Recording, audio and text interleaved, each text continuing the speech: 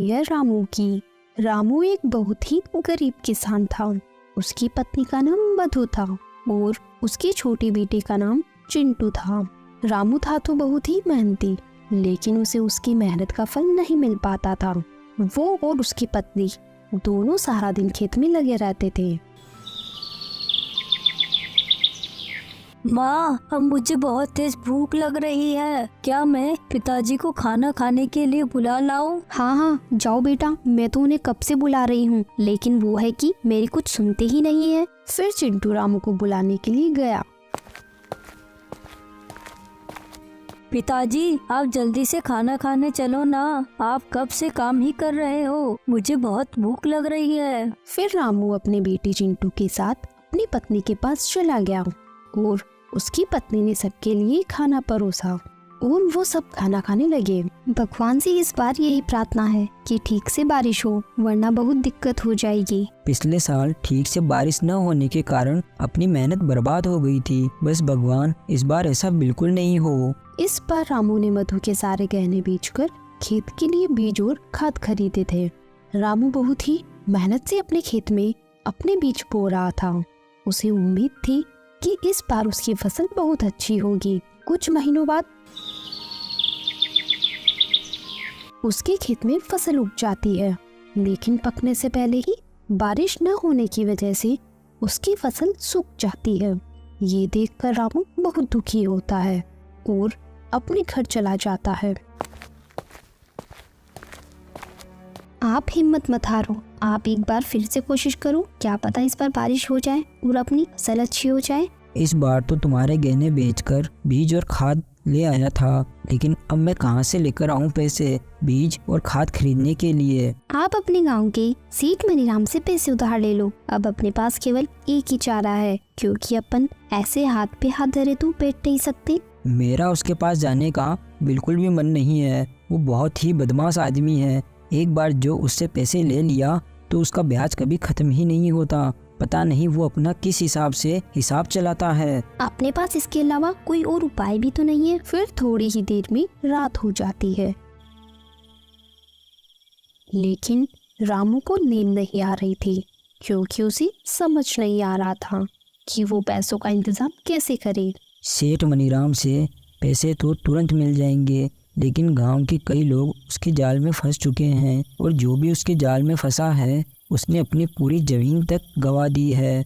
मुझे समझ नहीं आ रहा कि मैं क्या करूं, कहां से लेकर आऊं पैसे। अगर पैसों का जुगाड़ नहीं हुआ तो खेती कैसे करूंगा। रामू की इस तरह सोचते सोचते ही सुबह हो जाती है। रामू बेचारे ने न चाहते हुए भी सेठ मनीराम के यहाँ पैसे लेने के लिए चला जाता है। अरे आओ आओ रामू भाई, बताओ कैसे आना हुआ। सेठ जी, मुझे वो कुछ पैसों की जरूरत थी नए बीज और खाद लाने के लिए। अरे तो इसमें इतना डरने वाली कौन सी बात है। हम तो बेटे ही पैसे देने के लिए हैं। हम तो जरूरतमंद लोगों की सेवा ही करते हैं। पता है रामू, ये जीना भी क्या जीना है। अगर आप किसी की मदद ना करो तो मैं तो भगवान का शुक्रिया अदा करता हूँ। मुझ जैसे इंसान को भगवान ने तुम लोगों की सेवा करने के लिए चुना। रामू को मनीराम की बातें सुनकर बहुत गुस्सा आ रहा था, लेकिन वो इस समय चुपचाप खड़ा होकर उसकी बातें सुन रहा था, क्योंकि उसे पता था कि अभी उसकी मदद वही कर सकता है। अरे रामू, क्या सोच रहे हो? बताओ तुम्हें कितने पैसे चाहिए? मालिक, अभी मुझे 15,000 रुपए की जरूरत है। अरे तुम 15,000 रुपए लो या 30,000 लो या 50,000 रुपए लो, लेकिन तुम्हें पता है ना, ब्याज तो पूरे 25% से कम नहीं लगेगा। रामू मजबूर था, इसलिए उसने सेठ से पैसे लिए और वहाँ से चला गया। चालू आदमी कहीं का 25% ब्याज ले रहा है और ऊपर से बोल रहा है कि समाज सेवा कर रहा हूँ। लेकिन दुख तो इसी बात का है कि भगवान भी ऐसे लोगों की ही मदद करते हैं। हम जैसे लोग तो इधर उधर की ठोकरें ही खाते हैं। फिर रामू बीज और खाद लेकर अपने घर चला जाता है। फिर अगले दिन सुबह होने पर रामू अपने खेत में बीज बो देता है और थोड़ी बारिश भी हो जाती है। जिससे रामू की फसल बहुत अच्छी तैयार हो जाती है। देख रही हो मधु, इस बार अपने खेत में कितनी अच्छी फसल हुई है। और इतनी अच्छी फसल होना ही एक किसान की जीत होती है। और ये सब कुछ तुम्हारी वजह से ही हो पाया है।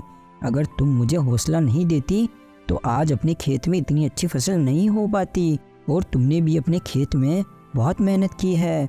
अब अपने जल्दी ही अच्छे दिन आने वाले हैं। जी, ये तो बस भगवान की ही कृपा है कि इस बार अपनी फसल बहुत अच्छी हुई है। अब अपन जल्दी से सेठ मनीराम का कर्ज भी चुका देंगे। ये सब बातें करके दोनों अपने घर चले जाते हैं। फिर उसी दिन रात को बारिश शुरू हो जाती है।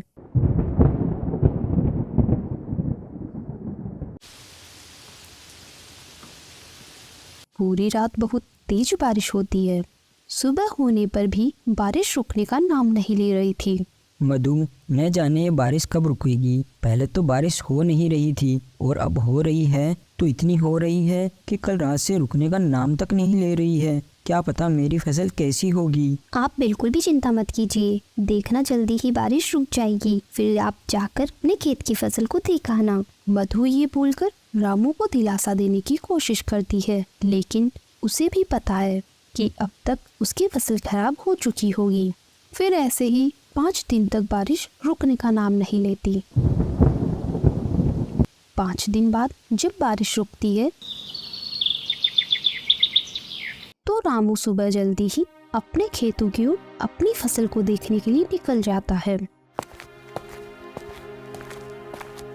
रामू वहां जाकर अपनी फसल को बर्बाद देखकर रोने लगता है। हे भगवान, आप ये कैसा न्याय कर रहे हो। पहले तो एक बूंद बारिश नहीं हो रही थी और अब हुई तो 5 दिन बाद रुकी, जिससे हमारी सारी फसल खराब हो गई। अब मैं अपना कर्जा कैसे चुकाऊंगा। अगर सेठ मनीराम को समय से पैसे नहीं दिया तो वो मेरा खेत भी हड़प लेगा। रामू वहां से रोता हुआ अपने घर आ रहा था कि तभी रास्ते में उसका एक्सीडेंट हो जाता है, तो उसे गांव के अस्पताल में ले जाया जाता है। सुनिए जी, आप बिल्कुल भी चिंता मत कीजिए, मैं हूं ना, मैं सब संभाल लूंगी। आप सिर्फ अपना ख्याल रखिए। आपका साथ होना भी मेरे लिए बहुत है, आप बस मेरा साथ मत छोड़ना। मधु सेठ मनीराम के यहाँ जाकर उससे पैसों की भीख मांगती है।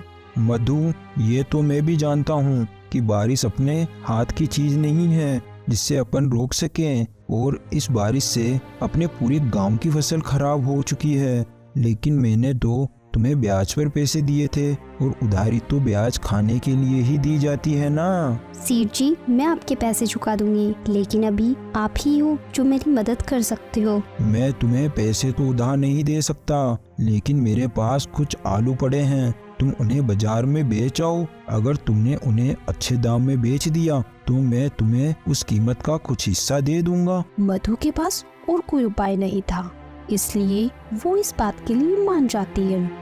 तो सेठ अपने आदमियों के साथ आलू की बोरियां मधु के यहाँ बेच देता है। लेकिन मधु जैसे ही आलू को देखती है तो वो हैरान हो जाती है। ये सारे आलू तो सड़े हुए हैं, ये आलू कौन बाजार में खरीदेगा। अरे मधु, तुम इतना भी नहीं समझती हो कि जब बारिश आने से हमारी फसल बर्बाद हुई है तो सेठ मनीराम की फसल कैसे बच सकती है। सेठ बहुत चालू आदमी है, उसके सारे आलू सड़ चुके थे, इसलिए उसने ये सारे आलू तुम्हें दे दिए ताकि वो अपने ऊपर और कर्जा चढ़ा सके। लेकिन कुछ भी हो जाए, मुझे आलू को बाजार में बेचना ही पड़ेगा। मधु और रामू ये सब बातें कर ही रहे थे कि तभी वहाँ चिंटू आ जाता है और इतने सारे आलू को देखकर कहता है, माँ, अपने घर में आप इतने सारे आलू क्यों लेकर आए हो? क्या इतने सारे आलू से आलू के पराठे बनाओगे? चिंटू की ये बातें सुनकर मधु बहुत खुश हो जाती है। वाह चिंटू, तुमने तो मेरी मुसीबत का हल मुझे दे दिया। मैं इन आलू को बाजार में ऐसे नहीं बेच सकती, लेकिन अब इनमें से अच्छे आलू अलग निकाल कर उनसे आलू के पराठे बनाकर बाजार में बेच सकती हूँ। फिर अगले ही दिन से मधु बाजार में आलू के पराठे बनाकर बेचने लगती है। कुछ ही दिनों में उस गांव में मधु के आलू के पराठे बहुत ही मशहूर हो जाते हैं। ये सब देखकर सेठ मनीराम को बहुत जलन होती है। अरे इस तरह तो ये मधु मेरा सारा कर्जा चुका देगी।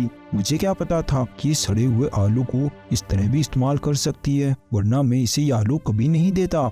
सेठ मनीराम मधु की इतनी बिक्री देखकर परेशान हो रहा था, तो वही मधु के मन में भी अब लालच आने लगा था और अब मधु खराब और सड़े हुए आलू से भी पराठे बनाकर बेचने लगी थी। मधु, ये क्या कर रही हो तुम? ये आलू तो पूरी तरह सड़ चुके हैं। अगर तुम इनसे आलू के पराठे बनाओगी तो सबको पता चल जाएगा। इस समय मुझे अपने परिवार के आगे कुछ भी नजर नहीं आ रहा। अगर हमें सेठ मनीराम के कर्ज से बचना है तो हमें ये करना ही होगा। और मैंने इसमें गरम मसाले ज्यादा डाले हैं तो किसी को पता भी नहीं चलेगा। लोगों को सिर्फ गरम मसाले की ही खुशबू आएगी। ऐसे ही कुछ दिन बीत जाते हैं और मधु सेठ मनीराम का सारा कर्ज चुका देती है। अभी तुम्हें मुझे 15,000 रुपए और देने होंगे। किस बात के? सेठ जी, मैंने तो आपका सारा कर्ज चुका दिया, तो मुझे आपको किस बात के 15,000 रुपए देने होंगे? और अब तो मैंने अपने खेत में आलू की फसल भी उगाना चालू कर दिया, तो मैं अब अपने खेत के आलू से ही पराठे बनाकर बेचूंगी। अगर तुमने मुझे हर महीने 15,000 रुपए नहीं दिए तो मैं गांव के सभी लोगों को बता दूंगा कि तुम सड़े हुए आलू से पराठे बनाकर बेचती हो। सेठ जी, अगर आपने ऐसा करने की सोची भी तो याद रखना, वो सड़े हुए आलू आपने ही मुझे दिए थे। पूरे गांव को ये बात बता दूंगी मैं। मधु की ये बातें सुनकर सेठ मनीराम चुप हो जाता है। ऐसे ही कुछ दिनों में रामू भी बिल्कुल ठीक हो चुका था और उन्होंने अपने खेत में पानी की समस्या से बचने के लिए कुआं भी खुदवा लिया था और अब वो दोनों पति पत्नी अपने खेत में आलू की फसल उगाया करते थे।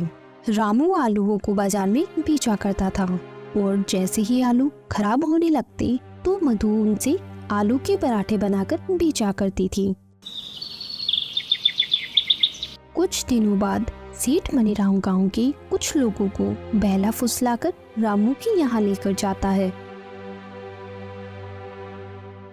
गांव वालों, अब तुम सब इस मधु के घर की तलाशी लो और देखो कि ये सड़े हुए आलू से पराठे बनाकर बेचती है। ये बात सुनकर मधु घबरा जाती है। अरे अरे, आप लोग ऐसे कैसे मेरे घर की तलाशी ले सकते हैं? ऐसे कैसे तलाशी ना ले? तुम आलू के पराठे बेचकर इतनी तरक्की कर रही हो, जरा हम भी तो देखें तुम किस तरह के आलू इस्तेमाल कर रही हो।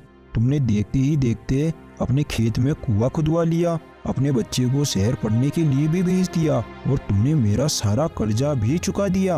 फिर गांव का एक आदमी मधु के घर की तलाशी लेता है तो उसे अच्छे आलू ही मिलते हैं। अरे सेठ जी, आप क्यों बेकार में ही गांव की औरत को परेशान कर रहे हो? मधु बेचारी तो कितने ताजा और साफ आलू ही इस्तेमाल कर रही है आलू के पराठे बनाने में। सेठ जी, आप तो फालतू ही बेचारी को बदनाम कर रहे हो। गांव के आदमी को अपना पक्ष लेते देख, गांव वालों, आप सबको तो पता ही है ये सेठ मनीराम कैसा है। ये चाहता था कि मैं इसका कर्ज ना चुका पाऊं और ये मेरी जमीन हड़प ले, लेकिन मैंने ऐसा नहीं होने दिया। मैंने इसका सारा कर्ज चुका दिया, इसलिए ये ऐसा कर रहा है। अरे हम गरीबों को परेशान करना ही तो इन अमीर लोगों का शौक है। चलो भाई लोगों, ये सेठ मनीराम तो हमारा समय खराब कर रहा है। ये कहकर सभी लोग वहाँ से चले जाते हैं। अरे तुम तो सच में खराब आलू से ही आलू के पराठे बनाती थी ना, तो फिर अपने घर में ताजा आलू कहाँ से आए? मुझे पता था सेठ मनीराम कुछ ना कुछ जरूर ऐसा करेगा, इसलिए मैंने पहले ही सड़े हुए आलू छिपा दिए थे। देखो, अब हमारा बेटा शहर में पढ़ रहा है और सेठ मनीराम का कर्जा भी हमने चुका दिया है और अब हम दोनों अच्छे से कमा भी रहे हैं और हमने अपने खेत में पानी की समस्या से बचने के लिए कुआं भी खुदवा लिया है। इसलिए अब तुम्हें लालच नहीं करना चाहिए। आप बिल्कुल सही कह रहे हो। ये तो मैंने अपने दिमाग से घर के सारे आलू छिपा दिए थे, वरना पूरे गांव में हमारी बदनामी हो जाती और हमें गांव से निकाल दिया जाता, तो अपन फिर से रोड पर आ जाते। मैंने जो भी किया अपने परिवार के लिए किया, अपने हालातों की वजह से किया, लेकिन जब अब हालात सुधर चुके हैं तो अब मुझे भी अपनी गलती को सुधार लेना चाहिए। आज के बाद मैं अब हमेशा अच्छे आलू का इस्तेमाल करूंगी और खराब आलू का राज हमारे बीच ही रह जाएगा। उस दिन के बाद से ही मधु खराब आलू से पराठे बनाना बंद कर देती है। तो दोस्तों, हमने इस कहानी में देखा कि किसान होना इतना आसान नहीं है। किसान के सर पर हमेशा मुसीबत मंडराती रहती है। बारिश कम होना भी किसान के लिए मुसीबत है और ज्यादा होना भी किसान के लिए मुसीबत है। एक किसान का जीवन हमेशा मुसीबत से भरा हुआ रहता है और हमें इस कहानी से यही सीख मिलती है कि हमें लालच नहीं करना चाहिए, क्योंकि लालच के चलते हमारे पास जो कुछ भी होता है हम उसे भी गवा देते हैं। Thanks for watching.